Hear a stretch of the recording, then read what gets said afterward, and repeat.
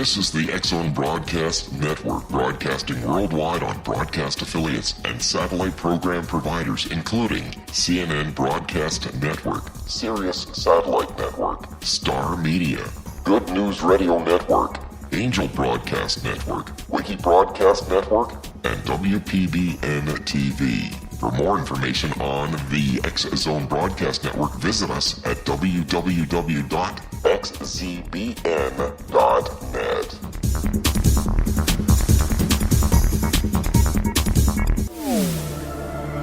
The X-Zone Radio Show with Rob McConnell is largely an opinion talk show. All opinions, comments, or statements of fact expressed by Rob McConnell's guests are strictly their own and are not to be construed as those of the X-Zone Radio Show or endorsed in any manner by Rob McConnell, Relmar McConnell Media Company, the X-Zone Broadcast Network, its affiliated networks, stations, employees, or advertisers.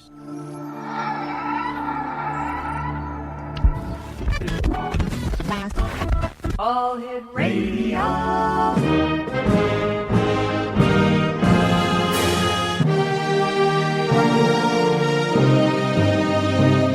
Welcome to the X-Zone, a place where fact is fiction and fiction is reality. Now, here's your host, Rob McConnell.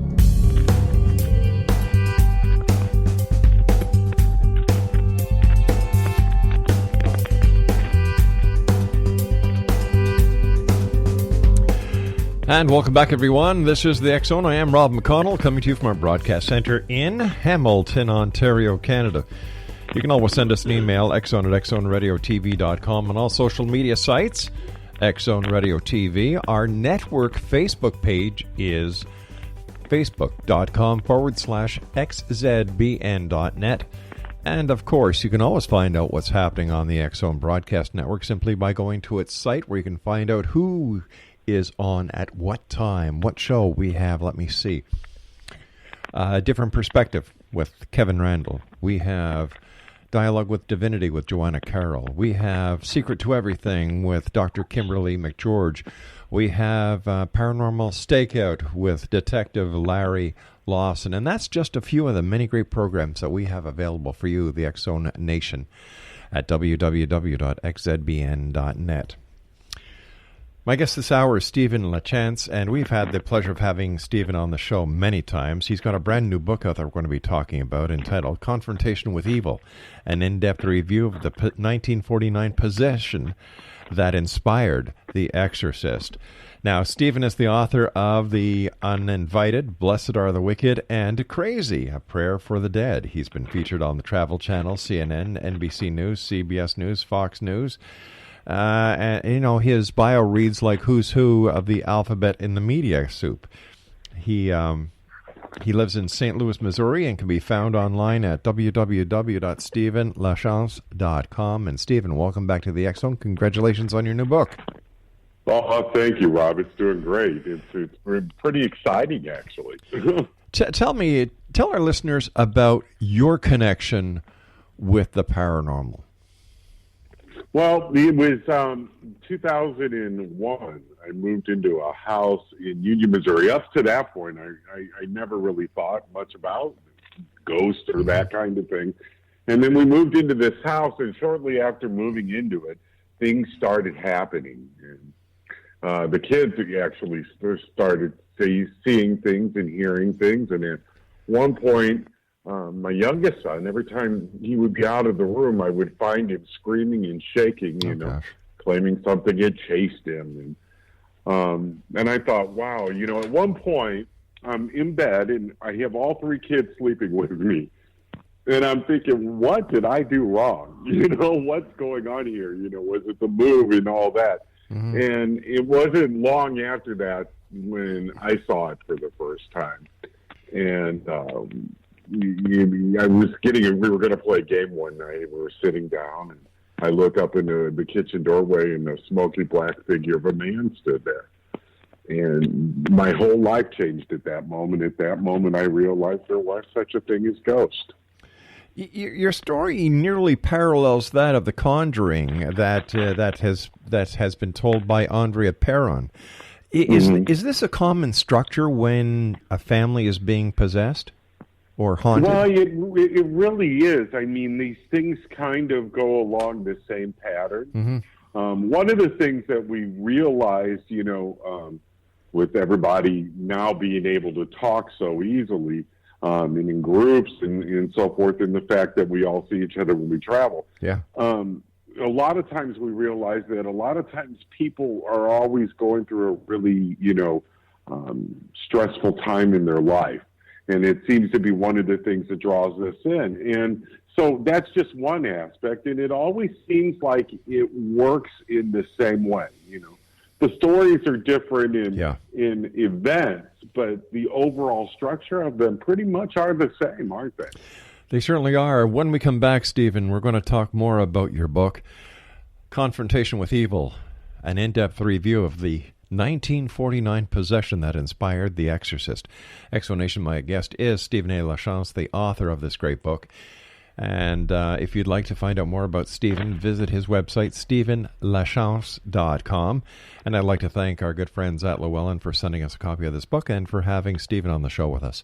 We'll be back on the other side of this break, Exonation, as we continue here in the X Zone from our broadcast center, which, to the best of my knowledge, is not haunted. Right here in Hamilton, Ontario, Canada. Mind you, we couldn't say that when we were doing the show from News Talk 610 CKDB in St. Catharines, Ontario, because that place was haunted. We'll do a show on that some other time. Stephen A. Lachance is my guest. This is the X Zone. I am Rob McConnell. We'll be back. Don't go away.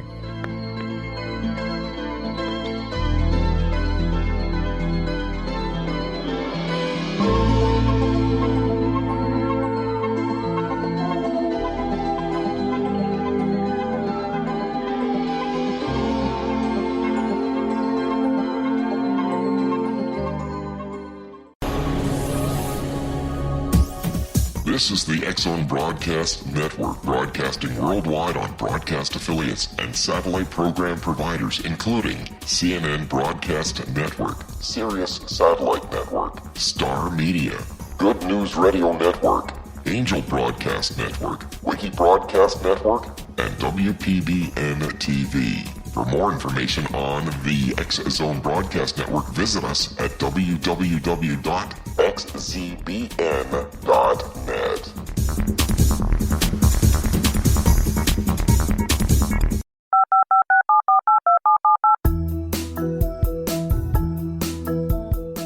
Did you know that when you're on the road with limited data or Wi-Fi, you can still listen to the X Zone Radio Show with Rob McConnell, The Science of Magic with Gwilda Wiyaka, X-1, Dimension X, Space Patrol, and every minute of the X Zone Broadcast Network by calling 213-401-0080, courtesy of Audio Now.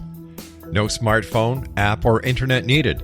It saves your data plan, and it's free if you have unlimited minutes.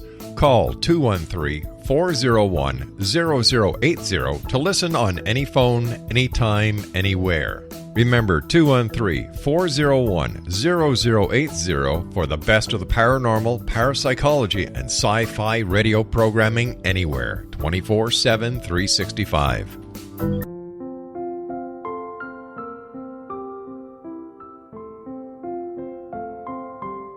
I am Dr. Carl O'Helvey, founder, president of a new cancer foundation focusing on evidence-based physical, mental, and spiritual interventions, including natural cancer cures, prayer, meditation, affirmations, nutrition, and other related holistic cancer prevention and cure modalities. These are used in cancer education, research, and financing care. I ask for your help to continue this important work by donating at www.holisticcancerfoundation.com.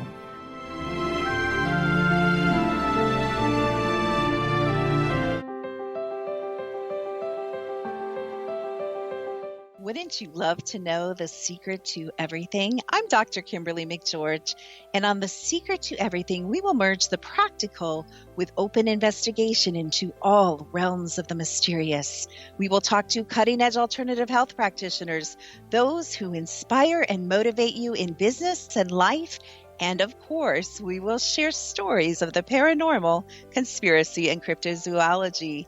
You will transform because of the frequency I carry, the frequencies my guests carry.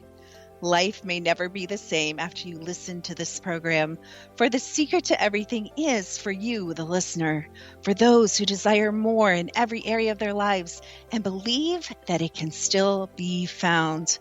Listen and discover thesecrettoeverything.com.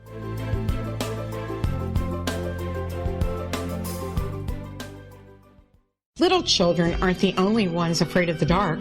Millions of soldiers return from war zones with PTSD, anger, frustration, fear, and loneliness, much of which surfaces during the darkness of the night.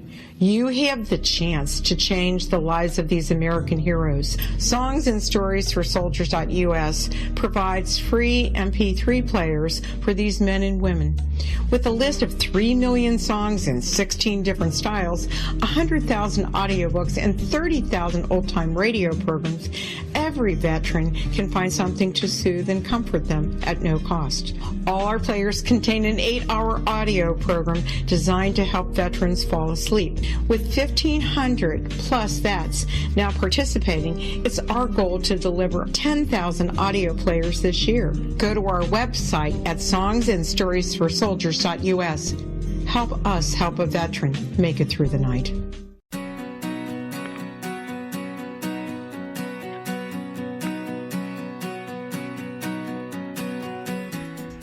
And welcome back, everyone. Stephen A. Lachance is our special guest. We're talking about Stephen's new book, Confrontation with Evil.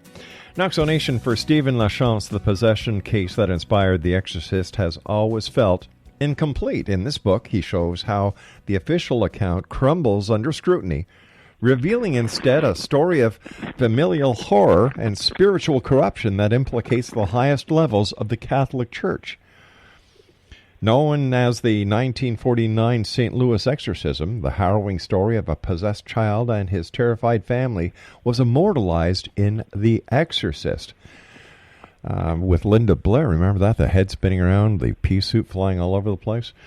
While theories and rumors about the case abound, none of them explain how a young child could have been possessed to the degree described in the Father Raymond Bishop's infamous diary. Well, we're going to join Stephen, author, investigator, and himself the survivor of a long-term demonic attack, as he shares shocking evidence for how seemingly benign events progressed into a full-blown demonic possession.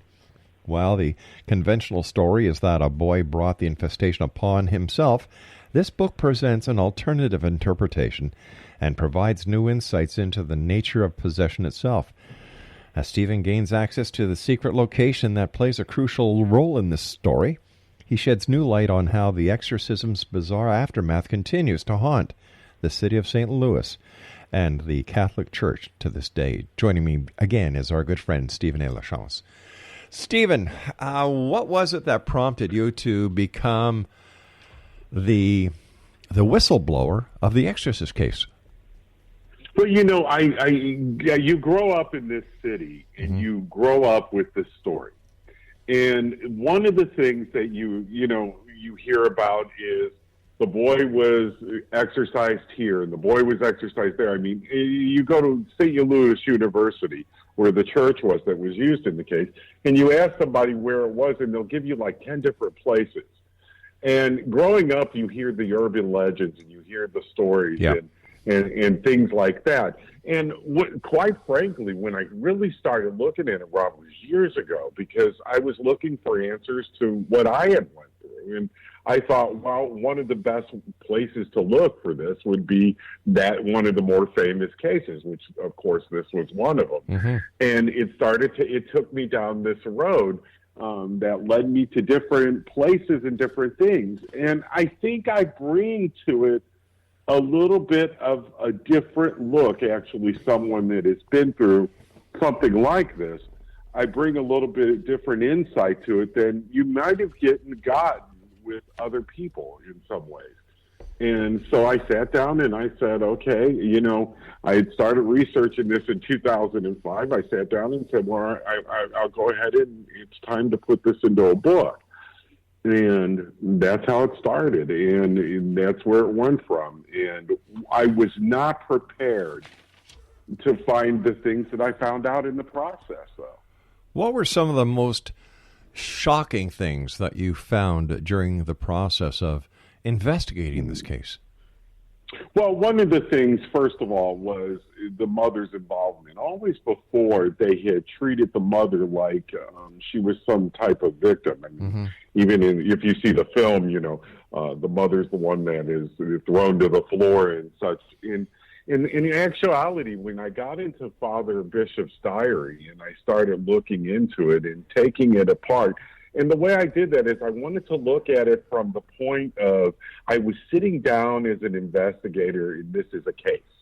This is a case I'm going to work. And I started looking at it that way, and what it revealed to me was this mother's involvement. She was not an innocent bystander by any means. She was definitely a part of it. She was definitely knowing what she was doing, and she actually had motive to be doing what she was doing. And I thought that was more shocking than anything, was her involvement and how she actually, and I kind of joke about it in a way, and I've said this before, she actually is sort of almost the paranormal mommy dearest. Oh, boy. Yeah, because looking at what she did, one of the first things in the diary that comes up, and we can go into great detail. I mean, we could talk an hour on her. Was there was an event that's happening in his bedroom, and there's the sound of marching feet going up and down the bed, and she's hearing all of this, and she's holding her scared son, and the grandmother's there on the bed with him. But she does something really strange. She yells out, and she says, "If this is Aunt so-and-so," who the aunt had just died, and she was the one that taught the boy how to use the Ouija board, by the way. And she goes, "If this is Aunt so-and-so, will you knock 3 times?" And it knocks 3 times, and she not only does she do it once, she does it again. And then later on, she's asking questions of this thing as it is scratching and branding the answers of her questions into the boy's body. She's saying stuff like, that's how she figured out that she wanted to come to St. Louis, and how long should she stay here, and should she send the boy to school? And every time that she asks these questions, he screams and he yells in pain. As a matter of fact, he described the feeling as if he was being branded by something. And she continues asking these questions, Rob, as she watches her son scream in pain, actually literally becoming an oracle himself. Oh, my God. Almost like a Ouija board, right? And I went, there's something wrong with this right here. This is not right? Well, it goes on, and I mean, eventually they come to St. Louis, and one of the first nights that the Exorcist arrives to the house, to help the boy, which, by the way, she did not seek out the help from the church. It was a cousin that saw what was going on. When she got to St. Louis, she went to another spiritualist. And then the priest actually sits there, and witness they're questioning and looking for answers on the boy's body about where the aunt buried her money. So it was money motivated. She, the very fact that she was asking this spirit who was answering her, writing on her son's body, causing pain and distress to her son, shows that she wasn't playing with a full deck. Right, she really wasn't. I mean, there's and not only that, it almost was like a Saturday Night Live skit or something, where someone says she asks the question, he screams in pain, it comes on his body. And you would figure, if that was your child, you would stop. Immediately. You would stop whatever it is causing your child pain. Yeah. No, she went on. She went on, and she continued for weeks afterwards, causing the boy to go deeper and deeper into the throes of possession. It was her fault. Well, how long in actuality did the possession last? It started in January and it ended in April. The day after was actually the Monday after Easter that year. So it wasn't very long. I mean, we've seen other cases like Annalise Michel and that it lasts for years. I mean, my case actually lasted for years. So this was a very, very small period of time, but it was focused in such a vengeance of how it attacked that it's been able to live 60-something years after the event. Well, who were the initial investigators on this case? Who were the initial investigators? Well, there was different people that played different stories, parts in it. Now, mind you, it was 1949. The first person that she sees is a spiritualist. And this was in Cottage City, Maryland. She goes to her minister, which she's a Lutheran. But interesting enough, the minister was more interested in what was happening with the boy from a paranormal standpoint because he was actually in correspondence with the Rhine Institute, by the way. He was interested in the paranormal. And he wasn't much help. She went to a Catholic priest in Cottage City, Maryland. Now, there's some debate on whether, now the diary says that an exorcism wasn't done, but we know later that there's a priest that claimed he did perform an exorcism in Cottage City, Maryland. So that's one of the things that we get into the book. We kind of weigh out what happened. It's hard to say. I would go with the diary, more or less, because when you look at the diary, Father Bishop wrote this diary as an internal document. It was not meant for public consumption.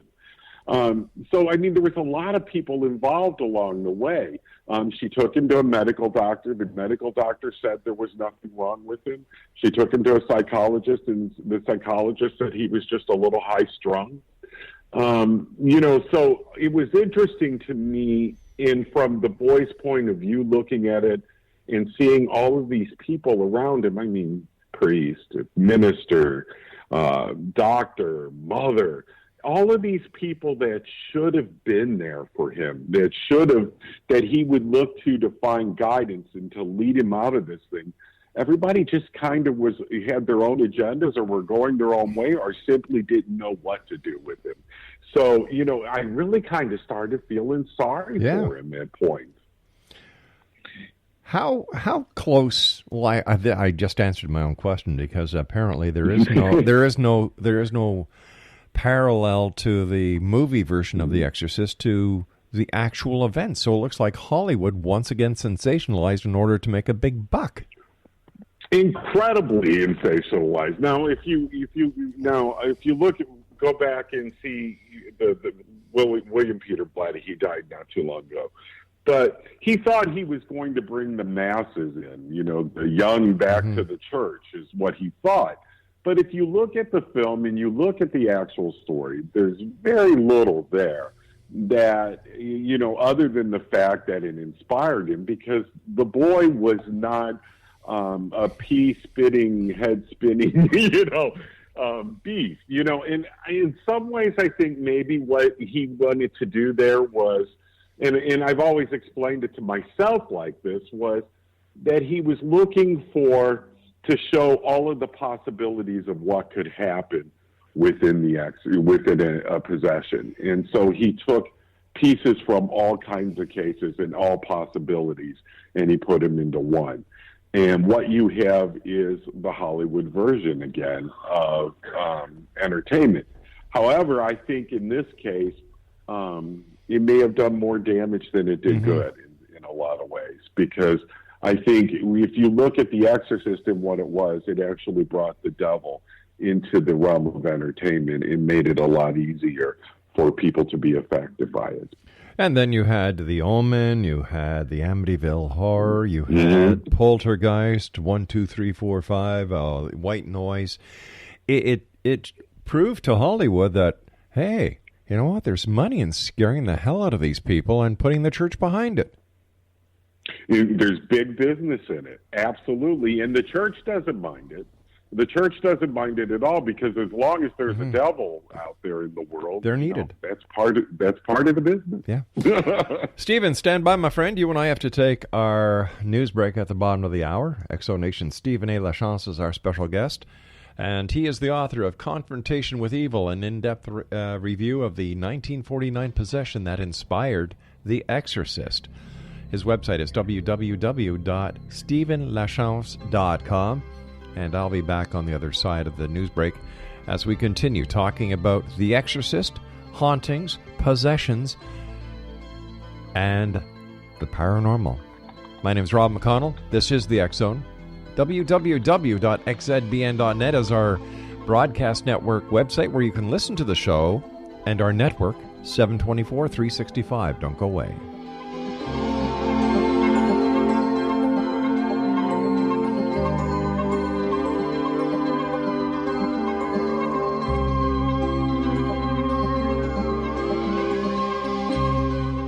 Hi everyone, Rob McConnell here, and I wanted to spend a moment on internet streaming. Everybody has heard about internet streaming, but not many know much about it. Did you know the internet streams just about everything? Movies. From new releases to old classics. TV shows. Almost every show, every episode, and much more. But the question has always been, how do you do it? Well now, thanks to the folks at 123 Ready TV, I have the answer for you. They have developed a simple program app, 123 Ready TV, that you install on your Windows PC, Android smartphone, or Android tablet that can have you streaming like a pro in less than 5 minutes. You truly won't believe how much is available or how easy it is to do until you try. And for a one-time cost of only $19.99, this product is a real winner. To learn more about 123 Ready TV, visit our website at www.xzbn.net.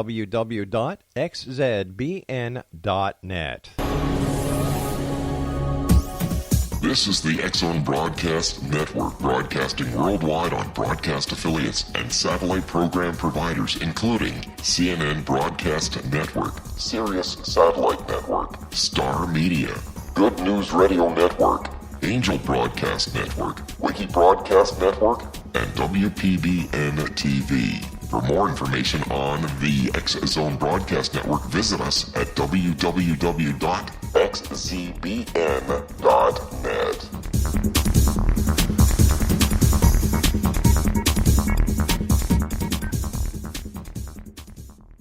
How would you like to be able to read other people's minds? Well, the next best thing is here. When you know how to read a person's name, you know how the person thinks, feels, and behaves. Each letter in our name holds a key to unlock our true essence. Our name contains both our gifts and challenges in this lifetime. Mnemology science discovers personality secrets hidden in the placement of the letters of our names, including the first and last impression people remember about us. Sharon shows us how to interpret the arrangement of letters as outlined in her book, Know the Name, Know the Person. Sharon Lynn Wyeth created mnemology science after 18 years of research and testing her theories, and has supported thousands of people around the world in understanding themselves and others better. You'll enjoy Sharon's unique teachings as she shares her system to learn the gifts behind your given birth name. Even if you don't like your birth name, there are jewels in this book. If you're thinking of changing your name, ready to name your child, or wanting to get along better with others, this is the book for you. If you'd like to improve your relationships and change your life for the better, get the book today, Know the Name, Know the Person, or visit www.knowthename.com. That's www.knowthename.com.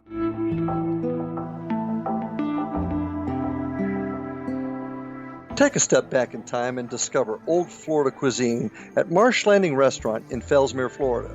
Enjoy delicacies such as frog legs, gator tail, catfish, and swamp cabbage, or enjoy the more traditional cuisine such as hand-cut Angus steaks, ribs, and seafood. Join us for breakfast with a southern flair featuring sweet potato pancakes, biscuits and gravy, and much more. Planning a party? Marsh Landing's private dining rooms can accommodate groups from 8 to 80 people. While you visit, enjoy the historic pictures, artifacts, and stories that line the walls. Marsh Landing is truly a unique experience. Marsh Landing Restaurant, 44 North Broadway in historic downtown Fellsmere, or visit marshlandingrestaurant.com Marsh Landing, Old Florida cuisine at its best.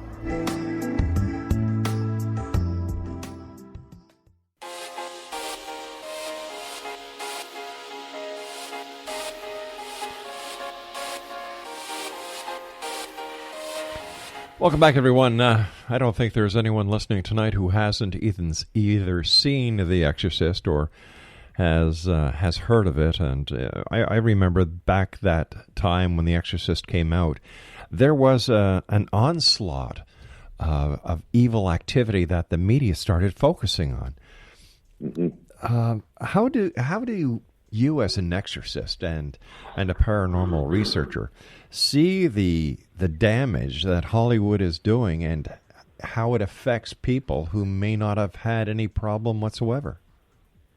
Well, it kind of, when you start and you invite something in, one of the first steps of possession is invitation, meaning that you invite it into your life in some way. I mean, I can tell you the exact way that it happened for me. I mean, I kind of turned my back on my faith and my religion at one point due to the fact of I had some personal things that took me down that road. But it does seem to work that way. Now, what you do is you start bringing these things into people's minds, and there was even a point when I was writing the book, I felt a little guilty because, in essence, I was doing the same thing in some ways, even though it was more of a descriptive explanation. Mm-hmm. But you bring these things into your house. We had a few years ago on a Halloween. There was an exorcism performed live on television, supposedly. You bring this stuff into your house, it's inviting it in. It makes it a whole lot easier. And then this fascination, I don't know how many times I've been out there in the social media world and I've seen someone say, boy, I would love to see a possession, or I would love to take part in a demonic haunting. That's part of the invitation. And all of those ideas are coming from, it starts from someplace. And in many of the places that it's starting today is through entertainment. I cannot imagine what it is like and what somebody's thought process is that they would sit down with their kids and their family and sit down with a bowl of popcorn to watch, the devil on television in hopes that they see something along those lines. To me, that doesn't make sense. To me, that's not protecting your family in the way you should. And I think a lot of this is that way. I mean, you ask a lot of these young kids, and they've seen these movies, mm-hmm. Rob. Well, you know what? The reason why you don't understand it is because you're a very smart person. That's why you don't understand it, Stephen. Because these people who do watch these movies with their children, I'm sorry, they need to get a life. They need a reality check, and to them it's just a cheap thrill. Well, I don't believe there's anything as a cheap thrill. I think that these kind of thrills are very expensive and take a great toll on your family. Look at some of the other shows that are on television. Walking Dead. What's the fascination with zombies? What's the fascination with vampires? What is the fascination with the paranormal? Period. Mm-hmm. Yeah, I know, and it's really getting to a point where I don't think that we're going to be able to turn back. I look at this 1949 case. It was 1949, but when you look at these things, they don't work under the same time frames that we do in time. It could have very well been doing this case because it knew that when it got to 1969, 1970. That book was going to come out. And it knew in 1973 that film was going to come out. And it could have been planning this all the way along, and we just helped play into its hands. 68 years. Perfect timing. Perfect timing. Yeah. Just real quick, perfect timing for this film, by the way. Think about it. What did you have going on? You had Vietnam, you had Watergate. Yep. You had mothers going back to the workforce. You had that guilt going on. You had all of these things that were going on. No one was trusting anybody. No one was trusting anything. And so they were looking for the bad guy, or they were looking for something. And in some ways, I think he thought he was giving a bad guy as far as the devil goes. But in a lot of ways, it was the superhero that a lot of people were looking for as well. Did the priest in the real case die? Yes. Yeah. He not during the exorcism. No way. Later on.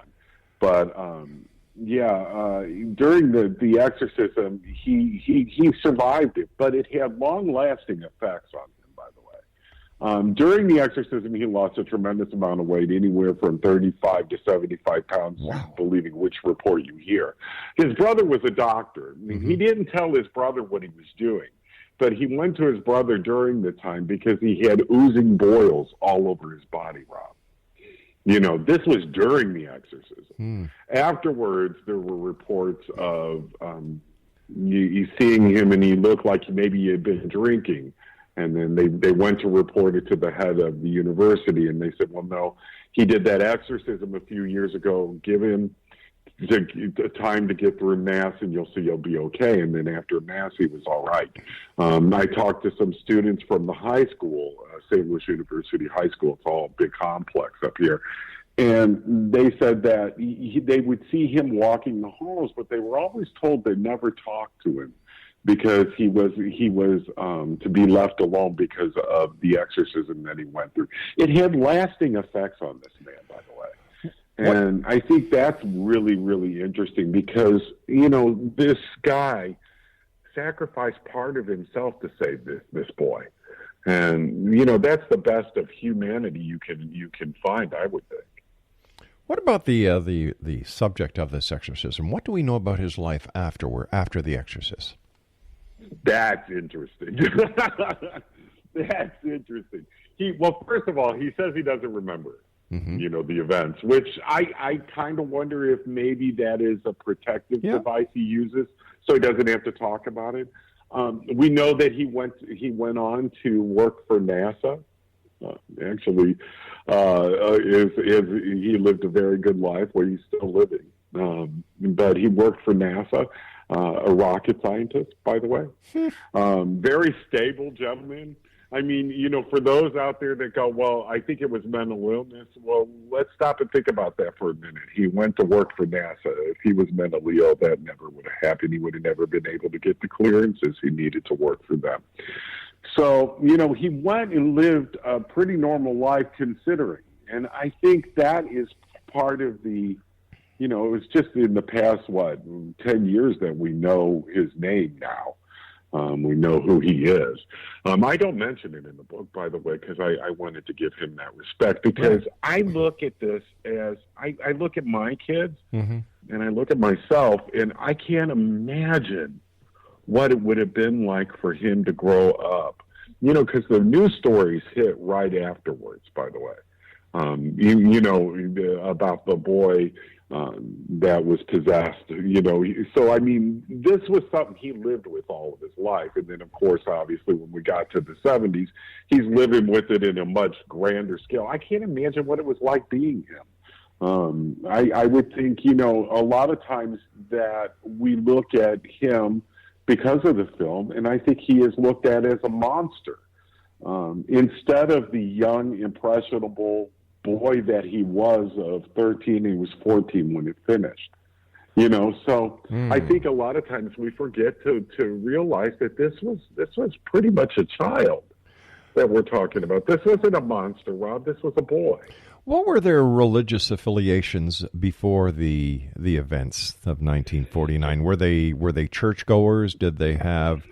Were they endowed in their in their religion? Were they practicing?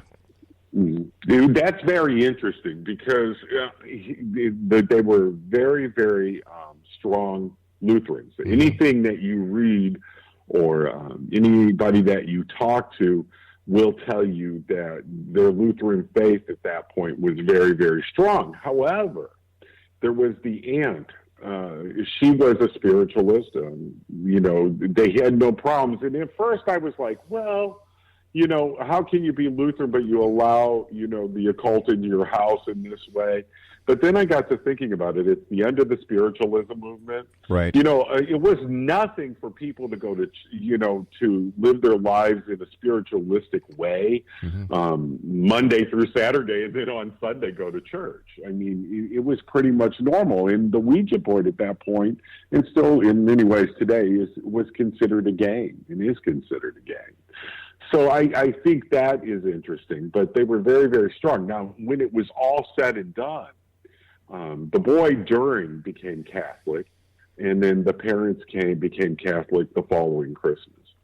Whatever happened to Mommy Dearest? She's gone. She had a nervous breakdown during the whole process, though, which is interesting. Now doing the work and working in these kind of cases, you realize that when there's a child possessed, that often it's not the child that is the target of that case. And that was very much the same with this. This was that mother. It knew what it was playing and how it was playing. And there's a point in the diary where she goes away for a while. She has a nervous breakdown, basically. And, you know, and so I think at that point, you know, and you kind of get the impression that she realized what she was doing. You know, can you imagine at that point, at the point of no return, standing there looking at your child and seeing him go through what he was going through, which was, oh my gosh, you know, it had to affect her. And I think in eventuality, what happened to her is it pushed her over the edge. And then she obviously came back later, and hopefully she lived more of a normal life. But you always hear stories that she wasn't the most stable, though. You know. Well, that goes to that is proven by the fact that she was letting this demonic entity use her son as a chalkboard. Oh, absolutely! Yeah, come on. I love that as a chalkboard, exactly. You know, it's so. Why do you? What was it like reading this diary? I was excited to do this book because it was not going to be from a personal case, you know, because I mean, some of the other books were very personal.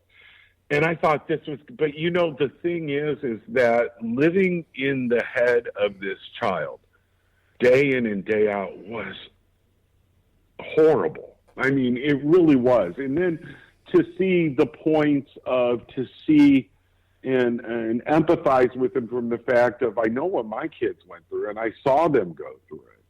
And to look and see how much worse of what he was going through. It was very, very depressing. I mean, there were days that were very depressing during the writing of this one. I got to tell you, and it was horrible living in his mind. I just couldn't imagine what it must have been like for him, especially when you realize that so many people that should have been there for him were not. I mean, to me, that was one of the saddest stories. And it's actually, I ended up dedicating the book to him, by the way. For that reason, because I hope I gave a more human story and a more human telling and a more factual, real important telling of this than anyone else has done before. Stephen, we've got to take our final break. Please stand by. Exonation. Stephen Lachance is our special guest. He's got a great new book out, Confrontation with Evil. An in-depth review of the possession of the 1949 possession that inspired The Exorcist, and it's available through our good friends at Llewellyn. You can also visit Stephen online at Stephen A. Lachance. We'll both be back as we wrap up this hour here in the X Zone from our broadcast center in Hamilton, Ontario, Canada. Don't go away.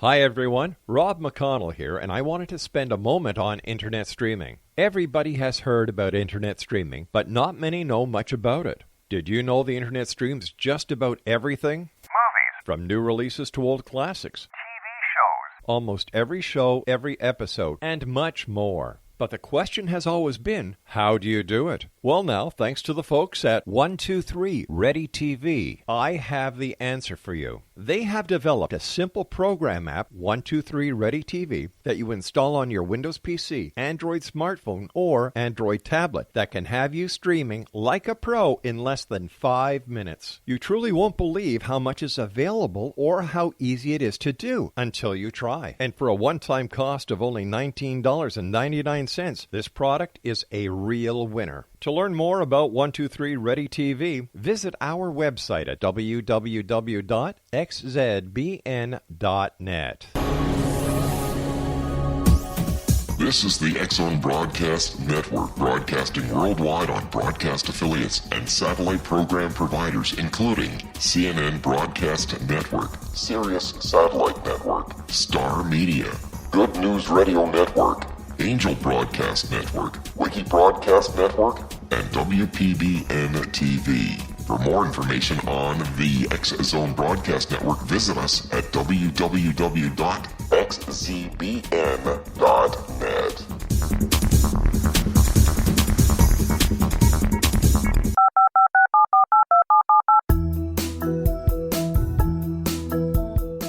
Did you know that when you're on the road with limited data or Wi-Fi, you can still listen to the X-Zone Radio Show with Rob McConnell, The Science of Magic with Gwilda Wiyaka, X-1, Dimension X, Space Patrol, and every minute of the X-Zone Broadcast Network by calling 213-401-0080, courtesy of Audio Now. No smartphone, app, or internet needed. It saves your data plan, and it's free if you have unlimited minutes. Call 213-401-0080 to listen on any phone, anytime, anywhere. Remember 213-401-0080 for the best of the paranormal, parapsychology, and sci-fi radio programming anywhere, 24/7, 365.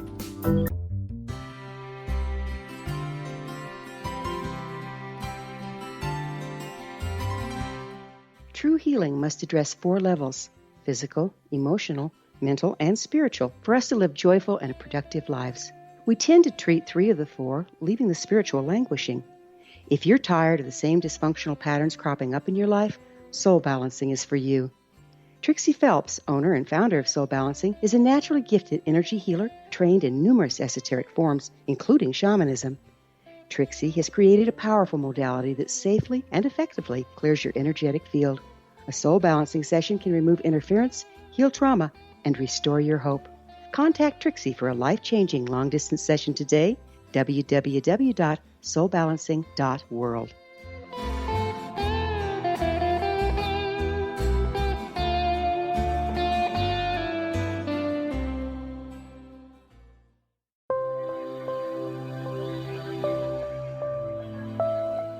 There's a legend shared by many indigenous cultures of a time when the nations were cast to the 4 corners of the world. Each nation was given a body of sacred knowledge that held a different portion of the truth to preserve. True reality could not be known until all the nations reunited, combining the information. If a single one was missing, the world could not be reborn and darkness would prevail. The Science of Magic Radio is dedicated to reuniting the sacred knowledge. With the understanding, none of us has all the answers, but together we can open new perceptions and possibilities. Through our combined vision, the world can be reborn into a place where darkness no longer prevails. Join me, Gwilda Wiyaka, and the Science of Magic daily on the X-Zone Broadcast Network, xzbn.net, or visit us at thescienceofmagic.net.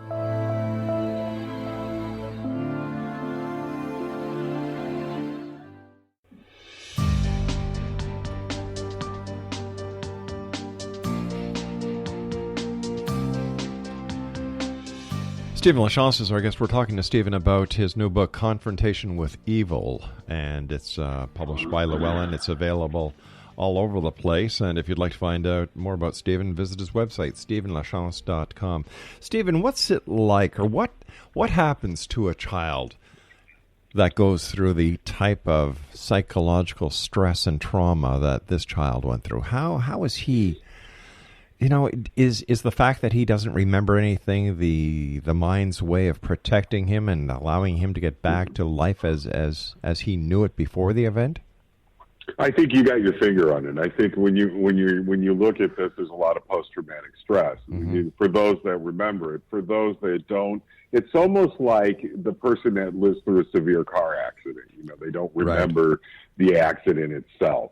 And I think it is the mind protecting itself and protecting them from things that would harm them in a way. A good friend of mine that went through a possession once described it, and I kind of understand him not remembering parts of this as well, because she went through a possession, and she talked about when she would go under, when the demon would take over, she would go to a dark place. And a lot of times I think that's what happens. They go away from themselves.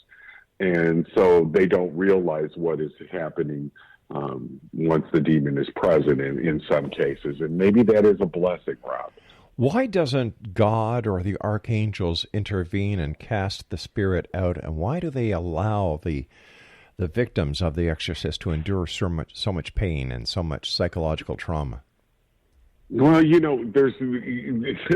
wish I had the answer to that. I mean, but in my mind, I believe that it is always for a purpose. Maybe the purpose was that it allowed this to happen in this case because this mother needed to be grounded back to where she needed to be, and she wasn't doing anything right for her child, and maybe that's what this is about. It's very difficult to decide. But if that was the case where the mother needed the grounding, why not have the demon possess the mother? Why put the child through it? Well, that's true, but one of the things the demon wanted to do more than anything, the idea behind a child being possessed most of the time is the demon trying to get the parent to say, "Take me instead." But once again, in the Bible it says, suffer little children to come unto me, for thine will be the kingdom of heaven. And yet it seems that it's the children who do the most suffering. Yeah. Even in the Bible. Yeah. It's true. I agree with you. I absolutely agree with you. I don't have a definitive answer. Mm-hmm. I mean, other than the fact of faith tells us that things happen to us for a reason, and there's reasoning behind this, and and the idea that God actually allows these things to happen at times. So. To your knowledge, has anyone who is an atheist ever been possessed? Offhand, I'm sure there's somebody out there at one point. Well, you know what? I was really not believing when everything happened to us. Really? So I think, yeah. Oh my gosh. I really had turned my back to it all. I had a sister die, and it was back, what grief can do to you. Sure. But, so I imagine that it's very possible because, I saw myself go through it. I also saw a young woman that, come to think of it. Yeah, I do know of one, actually. There was a case I worked a few years ago where the girl had been raped by a priest, by the way. We couldn't have a priest help her. But what was interesting about the case, Rob, is that she was a complete atheist, and she was completely taken over. So what happens to a spirit or a demon when the demon is cast out through the rite of exorcism? Does the demon then have the ability to repossess someone? Well, yes. Some people go, well, they bind the demon. No, that's not the case at all, because, and I can tell you this for a fact, because one of the things about the demon is that you have to have the demon tell us his name. He has to come forth with the name of who he is. Why? And it's a recognition. Oh, I see. Of it. And, in numerous cases, we've seen repeat offenders come out in the different cases. So it goes from one to the other. It's not a binding that happens that makes it unable to go to someone else. It goes to someone else. So how does one prevent themselves from being possessed? Attitude in life, Rob, is everything. I mean, this was the hardest thing for me to come to terms with. I had to get to the point, and I'm sure, and this is every one of my cases, this is always, first of all, you have to understand where you participated in it, how you invited it in, how you allowed it to take up residency, so to speak. And then, you have to realize that, there's a whole lot in this world to be thankful for. To be happy about, and you kind of chase things away. You look for things like faith, and I'm talking about a spiritual faith, not a religious faith. Right. Love for you love, family, and one of the big important things that I found, believe it or not, is laughter. You got to learn how to laugh again, and it helps a whole lot. I remember in the movie Michael, where John Travolta is playing the Archangel Michael, he says, you got to learn how to laugh. Mm-hmm. Yeah, that's so true, and I cannot tell you. It took a while. It took a while after going through what we did. I remember waking up one day and I was just happy I woke up. But each day that you're thankful for something, you add to it, and before long, your life changes and you're back on the right track again. How many positive? How many people have you helped through demonic possession since you yourself went through your horrible event? Oh, well, actually, it's a very small percentage of cases. The actual people through demonic possession probably would be, and I've helped thousands with hauntings. Hauntings are different things, by the way. Very different in how they behave. But in the actual possession, I've been part of 6 actual possessions, and I've seen a handful of demonic hauntings other than that. Well, most of the time it is spirit. Well, what's the difference between a possession and a demonic haunting? One of my first questions I asked years ago, and I had a friend tell me, the way you can do a haunting is going to move a toy car across the floor. a demonic possession is going to pick that car up and throw it through the wall. Wow. And there's truth to that. I mean, there's things. It's much more powerful, and it works in very specific ways. The hauntings don't follow any rhyme, set, or reason usually. But these things do, and they're always the ones that you're going to find the big movement, the big activity, the scratching, and that sort of thing. Do people try to purposely to misrepresent themselves as a person who is being demonically possessed who request an exorcism? That's funny. It's every time one of those darn movies come out, Rob, you're going to get a rush of people that really possessed. I don't know if it's because I don't think that they're deliberately, for the most part, trying to deceive. Mm-hmm. I think in their mind they work it up to the point where the closet door opens by itself, and somebody that without the right kind of knowledge would think to themselves, okay, that's the devil, instead of the wind or anything else. But, so it happens. And it seems like it follows these things, these films and such. And that was one of the things about writing this book that concerned me. I'm like, how many people am I going to have to tell they're not possessed afterwards? We talked briefly about Ouija boards. What is your advice to any parent out there listening tonight who is contemplating getting their child a toy known as a Ouija board? And don't let your kids go out and investigate either. But, these things, most of the time, you're going to mess with them and nothing is going to happen and everything is going to be okay. But there are those cases that something steps in, and even you don't want your child to even begin to have to deal with that because they could be dealing with it for a lifetime. And as far as an adult, you don't want to bring that into your life either. Hey, Stephen, it's been a great hour talking to you, my friend. As always, I wish you much success. Let our listeners know how they can get a copy of your book and how they can find out more about you. And I hate to say it, but if anybody needs your assistance, how they can get that. Well, they can go to my website, StephenLachance.com. There is a contact tab there. The books are available worldwide. Anywhere books are sold or downloaded is where you can get them. So, anybody that's got any questions, I'm not one of these people that doesn't answer anybody. If you ask me a question, I'll give you an answer. So go to StephenLachance.com and hit the contact tab. Stephen, to you and your family, continued blessings. Keep the great work up, and I look forward to the next time you and I join each other here in the X Zone or somewhere in the great beyond. Thank you. Thank you for having me. Take care, my friend. Exonation, I'll be back on the other side of this break as we continue here in the X Zone from our broadcast center in Hamilton, Ontario, Canada, on the X Zone Broadcast Network, Talkstar Radio Network, and across Europe on Radio X. My name is Rob McConnell. Don't go away. We'll be back after the news.